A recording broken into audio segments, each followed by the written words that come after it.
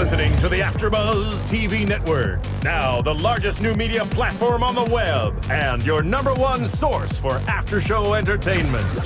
Very good, Gene Johnson.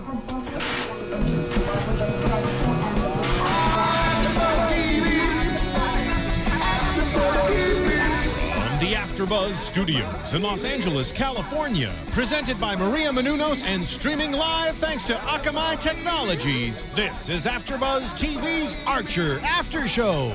We'll break down tonight's episode and get you all the latest news and gossip. And now, another post-game wrap-up show for your favorite TV show.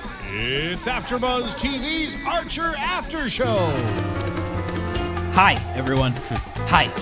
Hi. How's it going, Greg? It's hello, but it's also Japanese for something. For yes. For yes. I thought it was Japanese for hello. I am very undereducated, you guys. Hey, everyone. This is AFTERBUZZ. We're talking Archer. This 3rd episode of the 5th season, titled A Debt of Honor. Very mysterious, very dramatic.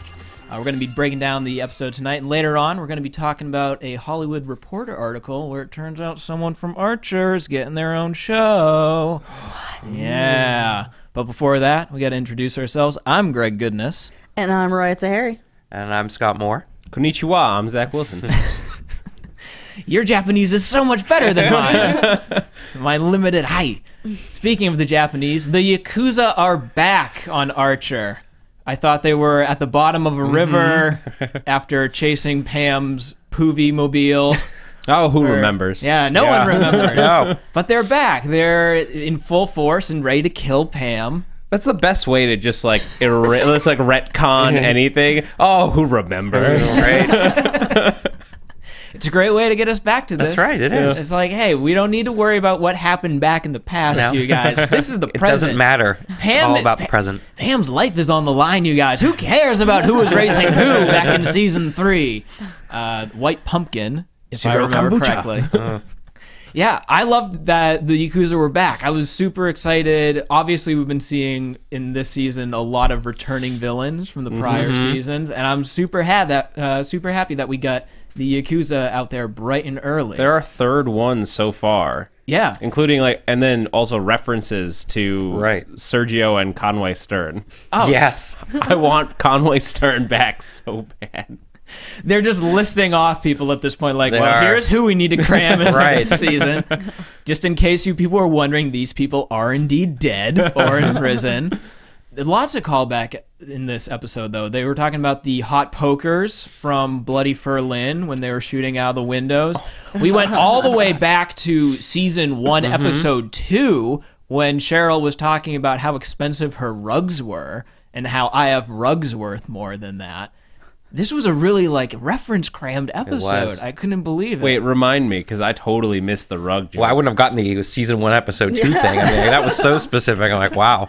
I hope it's episode 2. Otherwise, the internet is going to be very mad at me. No, Cheryl was talking about I have rugs worth more than when she's negotiating with Mr. Oji-san? Is that what we landed on? That's what I believed it was. I caught in the episode. I don't remember the season 1, episode 2 joke. Right, right. But yeah, he was talking about burying a prostitute in a rug. Right. And it was an expensive rug. So that's where that was stemming You from. just had to say prostitute and I would have remembered. That's Yes, all that's right. Exactly. There's so many prostitutes on Archer. How can we forget? Out of a rug. The thing that I like about this episode and seeing the Yakuza back is I think they're so different from all the other villains that we see in the Archer universe.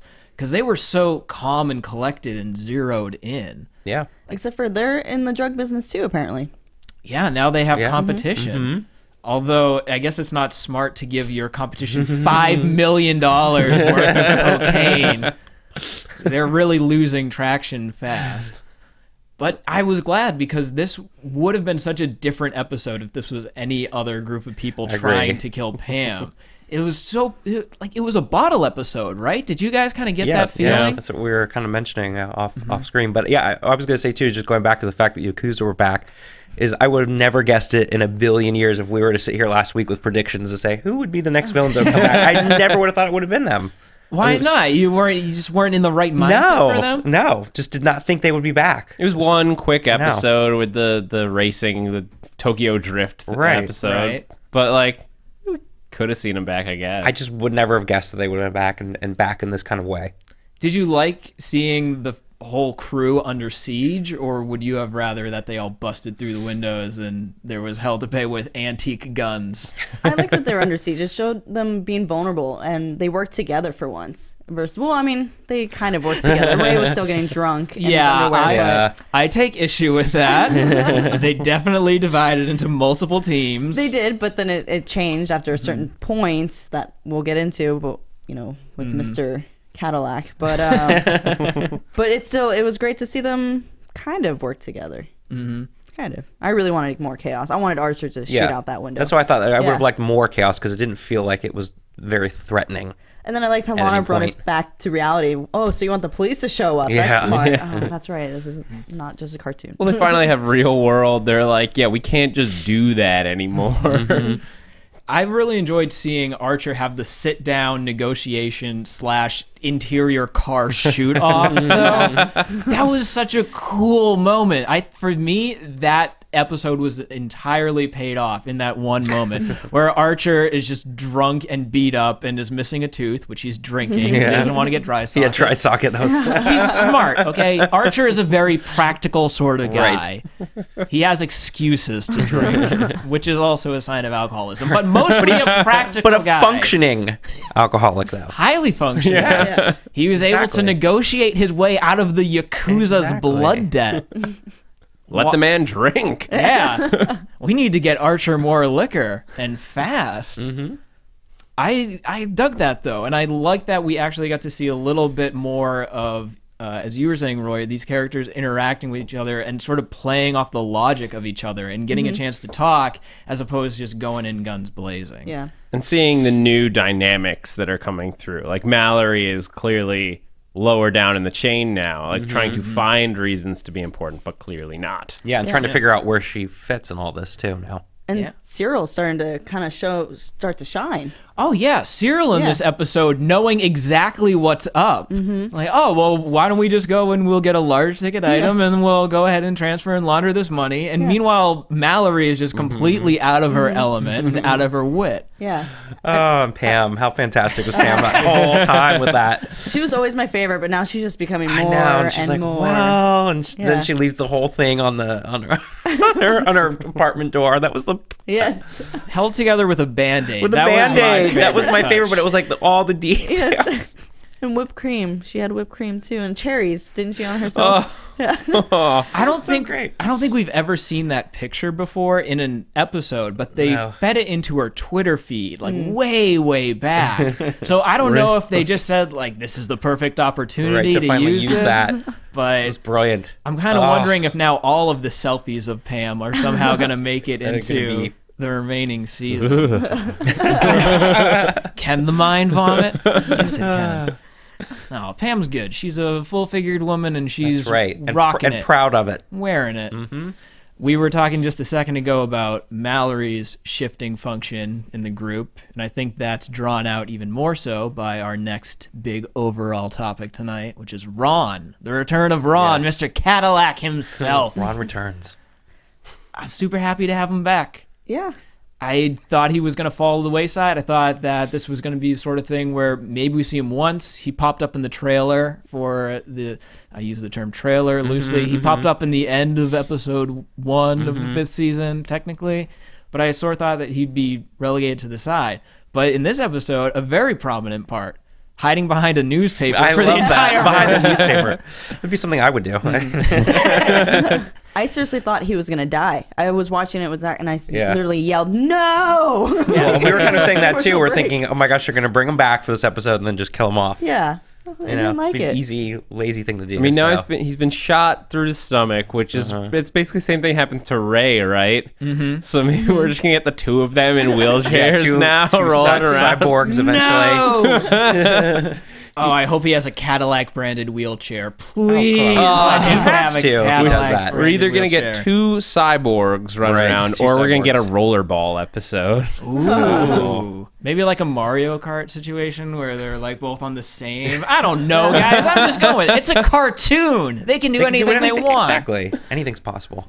But Ron was actually, before he got shot, standing up for himself and asserting himself in the rest of the group. And he did that before in season 4, where he kind of drew attention to the fact that ISIS is not a good operation. Like, it's not a functioning organization. And it was nice to see Ron come back in and be that voice of reason again for this episode, where it's like, you're still, even though you're not a spy agency, even as drug dealers, you're really shoddily run and not organized, and I want no part of this. And then he just gets shot.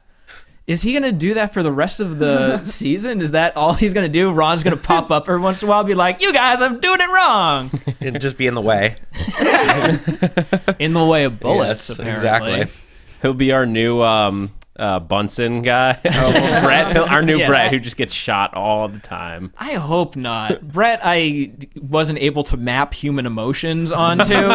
He wasn't a real person for me. But Ron's got wit. Ron's got class. Ron owns Cadillac dealerships. I know him. Ron's got a backstory. Yeah. Right. Who cares about Brett? He's just a nameless character in a sea of animated cells. Ron. Hey, Brett could have had a story. We don't know. We won't know anymore because he's dead. but- Flashback episode. Yeah. Oh, please. Yeah, His first bullet. they discover the memoirs of Brett. It's just, God damn it, Archer, over and over and over again. All work and no play makes Jack double. God damn it, Archer. God damn it, Archer. That's what I imagine that to be.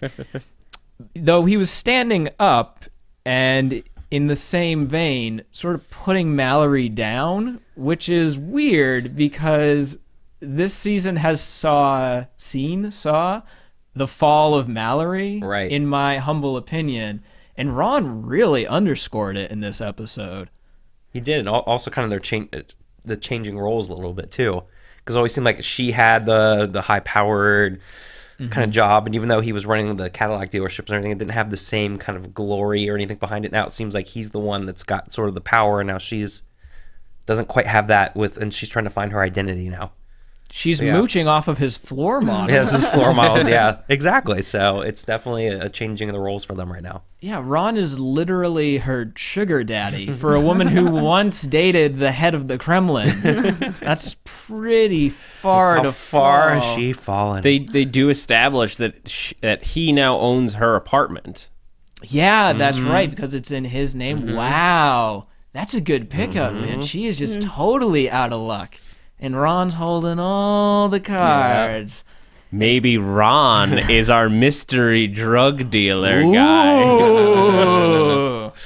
I don't think so, but Yeah, I don't think Cadillacs are a cash-only business. It's really hard to funnel a whole bunch of drug money through that. They Or might maybe be not. because he was Archer wanted to take the money to buy Cadillacs, and Ron was, "You're not coming to me with that fake money to buy my Cadillac." So maybe he accepts it. hey, just sell like 2 a year. That's $100,000 in cash. You've thought about this before.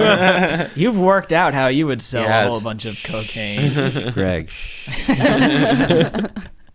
I want to see Ron back more. I want to see him playing a more active role. Hopefully that bullet to the gut hasn't sidelined him too much, because I would like to see him get out into the field and just be a crotchety old man in Archer's side. Since Woodhouse is pretty much Aw, trapped under everything. Woodhouse. So many old men dying or very nearly I just feel dying. so in bad this for episode. Woodhouse. But before we get to what else, can I ask a question about Ron? Yes. How old I know, is we were he? talking about that. We was going to mention that too. He mentions going to smoke reefer at the Reefers jazz club in 1940. Yeah, 1940. So if it's today, that makes him what, like 90 85? at least. I would say like 90, because I mean, like, 1940, he's going to be like, 1920, he's going to be 20 years old then. Yeah, Like he has those to be like, 90s. he has to be like 95 years old. But that's where we talked about sort of like this weird, we're not quite sure what time period it is, which we've talked about in the past, like sort of during the ISIS time, it was like 50s, 60s, Bond. Now are we like in the 80s? Well, we are in the time of Vice. Yeah, so right? now is it supposed to be 80s-ish? So, I mean, then that could be a little bit more realistic. It's like, okay, Ron would be in his 60s. I just hear Hermes on Futurama. That just raises further questions. Yeah, for sure. There's definitely a nebulous area of where Ron sort of exists on the space-time continuum. Yeah, I mean, that's always been the fun of Archer, is Right. the, like, blend of time zones period. that don't make any sense. Right. The KGB. Yeah, with exactly. The cell phones KGB and and stuff. yeah. And also, let's not forget cyborgs, which we're still sort of working out right now. Yet we can still make an $8 million Barry. So, yeah, there's definitely some problems with the timeline of this show. But I hope it doesn't affect Ron. I hope he doesn't just, like, all of a sudden Back to the Future start dissolving and photographs start go missing. No, that would be bad. He'll be around. He'll be around. We're going to be around, hopefully, for a while. But how can you, the listening and or watching viewer, keep us around? How? Tell us, please do. I don't know. Is it only that you want to know, or do you guys want to know too? Tell us, Daddy. I'm on the edge of my seat here.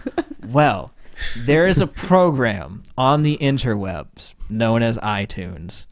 And you can go and you can find this podcast and you can find other AfterBuzz podcasts. You could find other podcasts, but really, if you have that, who needs anything else? But the point being, you can go and you can subscribe, you can rate, you can comment, you can tell us what we're doing, how you think we're doing. How much does this cost? You know, would you believe me if I told you it was $100? Maybe. Would you believe me if I told you it was $50? Maybe. Would you think I was out of my mind if I told you it was for the low price of free? Shenanigans. Oh no, I'd say it's too good to be true. It's not. It's not. I have to go check this out. I'm gonna subscribe and see if it's true. If not, you owe me money. You should all check it out. I'm going to see this later, guys. Seriously, go on iTunes, check us out, rate, comment. We do appreciate it. Keeps the lights on through some crazy algorithm, and we love hearing from you. Speaking of which, we do owe Zid Ain an apology because we thought that his YouTube account was deleted when we were talking about his helpful contribution. He mentioned he was the one who brought up that it was Ray's baby. He thinks that Lana is having Ray's baby on the YouTube channel. But we couldn't quite get his username right when we first talked about it. So, Zidane, good on you. Thank you for contributing and giving us something to talk about. Right on. Yeah. Other stuff to talk about? The Tunts, which I always feel so horrible saying. Family, the lineage. Tunts taking a prominent role in this episode. Not only are we bottled up in Tunt Manor, In the historic Tunt Manor. Yeah, and it was at 55th and 5th. I want to see more of this house. Right. We assume that there was, rightfully so, we assume that there would be a Scrooge McDuckian vault somewhere in there. But as it turns out, there wasn't. And I have a theory that we're going to keep going back to this mansion, and it's kind of going to be like ISIS, where every once in a while another room will just pop up as needed. But that's the thing about Tunt Manor, is that it is literally so large, it can have its own ocelot room, so it can just serve any need, right? Yeah. Even to keep Babu. Keep him somewhere. He's somewhere in the house. Right. Who knows? Growing up and pissing on something important to I mean, her. we saw a pool room the size of like a football field where Woodhouse is living. Yep. Let's take inventory of what's in this house so far. We have an ocelot room, as established like way back in season 2 or 3. We have a old-timey African game hunting room with lots of old-timey weapons. We have an lots of old-timey stuff. They haven't updated this mansion in a long time. That's how you know it's classy. It's old money. It's really old. If it was all flat screens and black marble and what have you, then it would be nouveau rich and it would be trashy.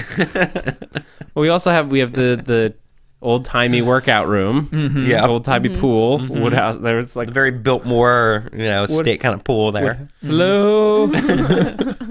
And of course, the wildest thing of all, we have a series of anti-underground railroad. No mansion would be complete without, a set of your very own. Oh my God. How inappropriate is Jeez, I know. I never thought that a tunnel could be offensive. But they found a way to make even a tunnel offensive. And to add on to that, her great-great-great-great-grandpa dressed up as a ghost. That was his plan. I know. I'm like, oh. I think it was. And that was also in, what did they establish was the 1890s? 1890s, which I thought was the That? best part of that all, is that he's doing all this well after the fact. If you look closely at the map, it was made in 1893. Oh, yeah. One of the godsends of modern technologies, we can now pause on any frame, and we spend so much time picking apart what exactly was on that map. Established in 1893. In July of 1893, the Tunt U.S. engineers. And then I'm not sure like what those figures were on the side, but I'm sure they're offensive in some way. These sort of like vaguely dancing old top hatty kind of people. I just assume that it's something horrible. But now we have an entire underground tunnel to work with, which I hope we get back in there. I hope we have like a Valley of the Mole People episode on Archer. I mean, she mentions mole people. Right. Did she? I totally missed that. Yeah, no, did. Carol says that there are mole people down there. Yeah, I missed that too. You kind of just write it off as like, she's just a little crazy. But throwaway who line. knows? Yeah. What a great future episode, though. You know, just to escape and have to go through all these tunnels to get out. It'd be fantastic. They should just keep on running those tunnels all the way down to Mexico. And they can sell the drugs that way. That's a thing. Guys, I'm basing this off of actual evidence. There are tunnels between the U.S. and Mexico that people use to run drugs. Very well done tunnels with ventilation and lighting. And yeah. It's definitely. Beautiful detail down in those tunnels. Ornate, artwork and the tiling along the walls. the tiling and the LED lighting. I mean, mosaics. It's really incredible. Yeah, it's very well done, very classy. But I think that what we're going to get more of as this season goes on is not just crazy stuff in Tunt Manor, but we're also going to find more and more about what like the Tunts have been doing in their crazy lineage. And I'm really, really looking forward to that. Well, and also, like, how much money does she actually have? How much does the Tunt family have? Apparently 50 billion. Well, then she goes on and was million, like a gazillion million dollars. I mean, like, how much money? Because money is obviously no object for how much money does she have? A lot. Crazy. Remains to Well, be they seen. set up that she has $500 million, right, in the Sea Tunt episode. Well, now she's got cocaine too. Yeah. So. Yeah. And she's going to, be a genre-defining country singer. So she's got that going for her, too. You know what else Miss Cheryl Carroll / Judy Greer has coming her way? We're going to talk about it in today's news and gossip. AfterBuzz TV News. That's right, kids. Judy Greer getting her own show on FX. Reported by the Hollywood Reporter. It's going to be called Married. And she's returning back to the classic network that got her, well, I guess it wasn't really her start, right? But it's been her home for, these past 5 years. So I say good on her. It's going to be a live action show? It's going to be live action. Cool. It's going to be dealing with a couple that is married. With cocaine? Well, they didn't go that far in the article. It wasn't in the log line of the series. So maybe. Okay. But Always no, a possibility. Judy is going to be a married woman who is trying to make it work with her husband, and apparently there's not any chemistry in the bedroom, you guys. Yeah. Which, if her character as Cheryl Carroll is going to be any indicator, that's a really, really big problem. Because she has some serious issues there. That's a really short news and gossip section, but that's all that you guys need to know. So let's cue up that spooky theremin music. And now, your AfterBuzz TV predictions. We got a lot to work with this episode, you guys. Who wants to take a stab at predicting something? Can I go? Yes. I think Cookie Monster is going to unleash her beast. So. That's exactly what I had here, too. And you said it as I was thinking it in my head. And I think because Cookie Monster's going to be really skinny and pretty good looking, I think Archer and her, I'm not saying Pam's not good looking, I'm just saying I think Archer's going to not be able to resist and they're going to bang. Again. Yes. That's right. Okay, that was it. Zach, you got anything? I mean, in the preview, we saw the like skinny Pam, Right. which looks hilarious. I was dying from the joke about she's gonna be green and half deaf. Oh, Lou Ferrigno jokes. I think that poor old Ray Gillette is not only going to need cyborg legs, he is going to need a cyborg liver. Wow, you got really dark. I know, it's sad, but man, he is going down that rabbit hole super fast. He definitely and needs a diaper. We're going to need to, Hey, there's nothing wrong with the Ray diaper. actually pissed himself this episode. It's On screen. Yeah. Yeah. It's hard to see him going any further than that, but I predict he will. Anyways, thanks for tuning in. Well, no, I was gonna say after you stole it. No, I'm just gonna say I want to go with the whole tunnel. I want a whole episode dealing with the episodes. tunnels. So let's make that one happen. Yeah, bottle episode, tunnel episode. Yes, tunnel episode. Sort of like a Get bottle lost in the mazes and the labyrinth and whatever it's called of tunnels.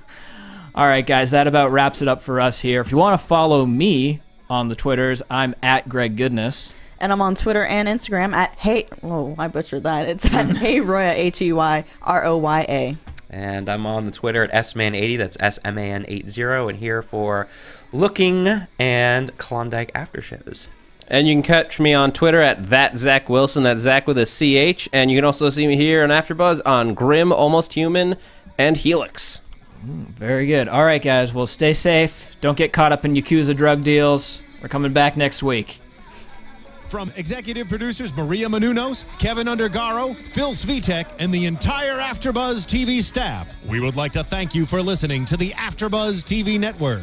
To watch or listen to other after shows and post comments or questions, be sure to visit AfterBuzzTV.com.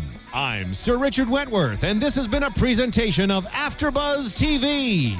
Buzz you later. The views expressed herein are those of the hosts only and do not necessarily reflect the views of AfterBuzz TV or its owners or principals. Thank you for watching AfterBuzz TV on YouTube. For more of your favorite after shows and interviews, subscribe to our channel here, and be sure to share your opinion on the episode in the comment section below here.